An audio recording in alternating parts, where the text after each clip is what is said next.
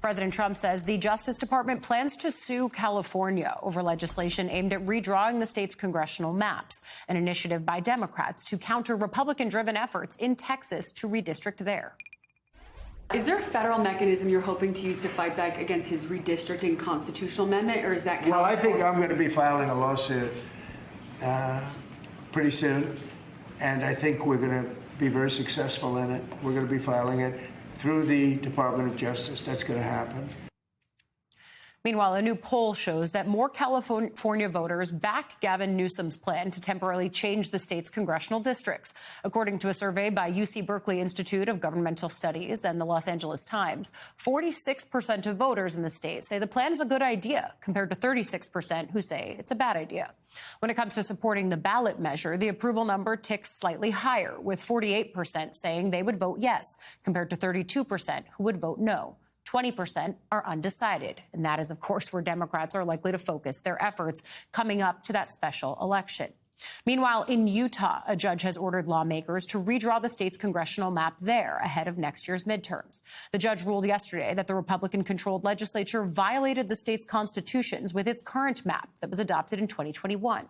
The judge declared it unlawful because lawmakers had ignored an independent commission established by voters in 2018 to prevent partisan gerrymandering, exactly the thing we've been talking about for weeks. The legislature now has 30 days to create a map that complies with the 2018 guidelines. Before yesterday's ruling, attorneys for the legislature said they would appeal to the state's Supreme Court or potentially the U.S. Supreme Court if the map was thrown out. The thinking here is that Democrats could notch potentially one seat in that Salt Lake City area and one seat, not 5 like they did in Texas, but notable and important to track.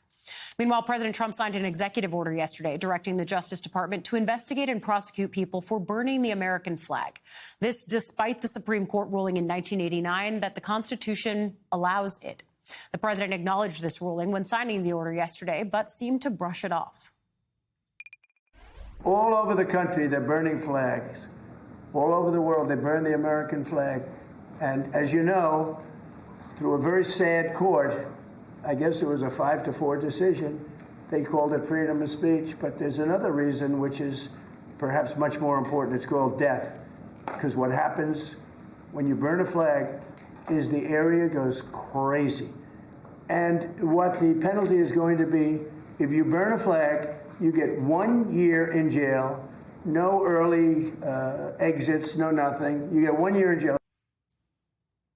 And just a few hours later, a man set fire to an American flag across the street from the White House, protesting Trump's executive order. He was arrested by federal authorities, but not on the grounds of violating the order. Rather, he was charged with violating a statute that prohibits lighting a fire in a public park.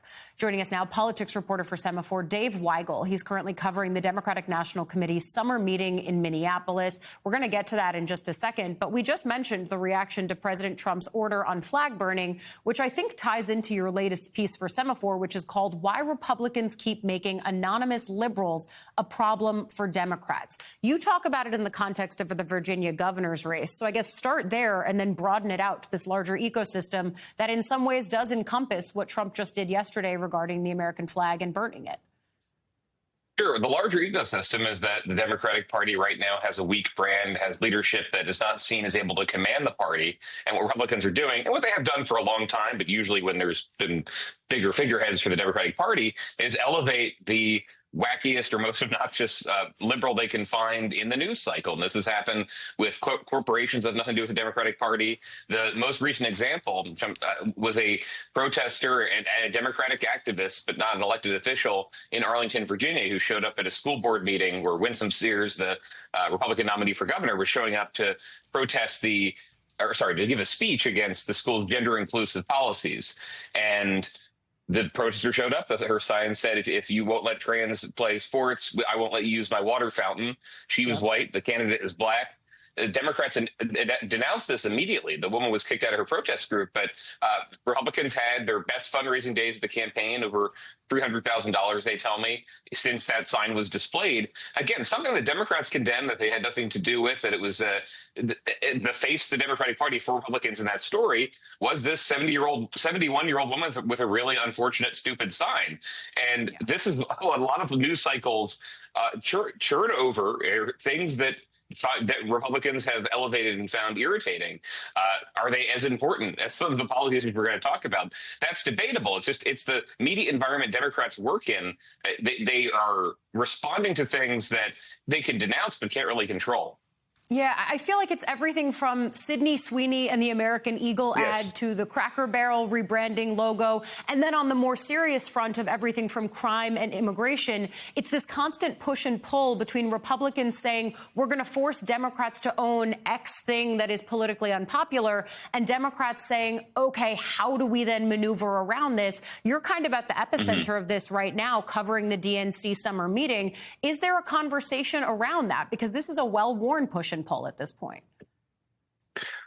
There absolutely is, although Democrats here are talking about their individual party brand. The conflict they see is actually about resources between support for the DNC and the Democratic Party, which has been raising money, more money than it raised 8 years ago in another wilderness period, but less than Republicans, less than the RNC that has Donald Trump and J.D. Vance raising money for it all the time.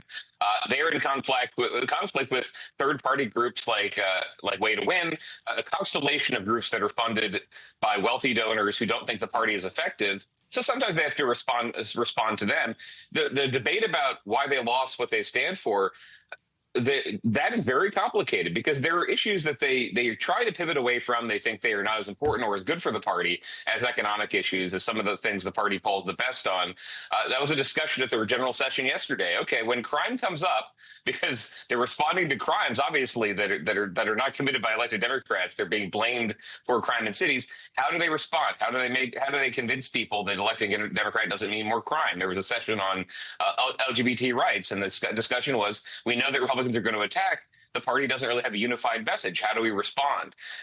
And so multiple forces attacking the party. And that's part of what the meeting is for. The meeting is for electing and confirming some members. It's for resolutions. There's going to be a resolution they voted on today over Gaza and another Gaza resolution.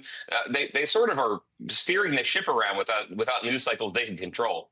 Yeah, and potentially forcing on issues that could splinter them further. I thought that you had one tweet that encapsulated, the push and pull really well. You have Senator Amy Klobuchar talking about the intra-democratic negativity, sort of pushing back on the "we suck" club, as you call it. Her saying complaining about each other to each other isn't how we win again. And yet you're at the center of that ecosystem and still hearing it on background from sources. I think it's really fascinating. Semaphor's Dave Weigel, thank you for coming on and talking us through it. Thank you.